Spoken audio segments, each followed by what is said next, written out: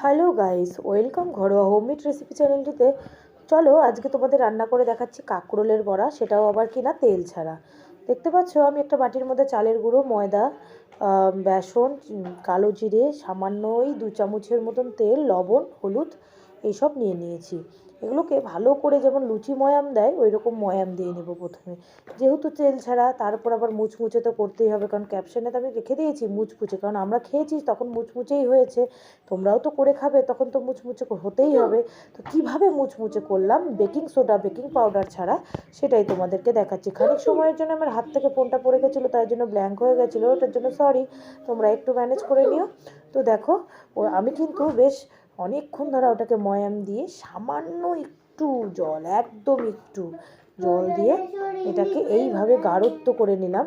কারণ কিনা আমার কিন্তু বেশি জল দেওয়া চলবে না, যেহেতু তেল ছাড়া এয়ার ফ্রায়ার, যেটুকু না হয় সেটুকুই তোমাকে দিতে হবে। সামান্য একটু, যতটা পারবে হাতের সাহায্যে ব্যাটারটাকে এইভাবে গাঢ় করে ফেটিয়ে ফেটিয়ে গাঢ় করে নেবে। এবার দেখো আমি আরও কিন্তু ফেটাচ্ছি, আমার একটুতে ফেটানো হয়নি, আমি আরও একটু ফাটাচ্ছি, ফেটিয়ে এইভাবে করে নিয়েছি। এবার চলো কাঁকরোলগুলোকে কিভাবে রেডি করলাম দেখিয়ে দিই বলতে, তোমরা কাঁকরোল দেখেছো, গোটা গোটা কাঁকরোল, ওই কাঁকরোলগুলোকে আমি এইভাবে অর্ধেক করে নিয়ে গরম জলে ভাপিয়ে নিয়েছি। তারপরে মাঝখান থেকে বীজগুলোকে চামচের সাহায্যে বের করে নিয়েছি, নিয়ে শুদ্ধ পোস্ত আর সর্ষে কাঁচা লঙ্কা বেটে, সামান্য কাঁচা লঙ্কা আর কি, খুব একটা অতিরিক্ত বড়াই ঝাল ভালো লাগে না, কাঁচা লঙ্কা বেটে মানে বাটনাটাকে কিন্তু একদম থিকনেস করে নিয়ে গাঢ় করে নিয়ে আমি ওই পুর ভরে দিয়েছি কাঁকরোলের মধ্যে। আর এদিকে দেখো এয়ার ফ্রায়ারটা দেখাচ্ছি, এয়ার ফ্রায়ারের মধ্যে সামান্য একটু ব্রাশ করে নিয়েছি, সামনে দেখছো ব্রাশার, ওই ব্রাশ দিয়ে জাস্ট 1 চামচও তেল লাগে না ব্রাশ করতে।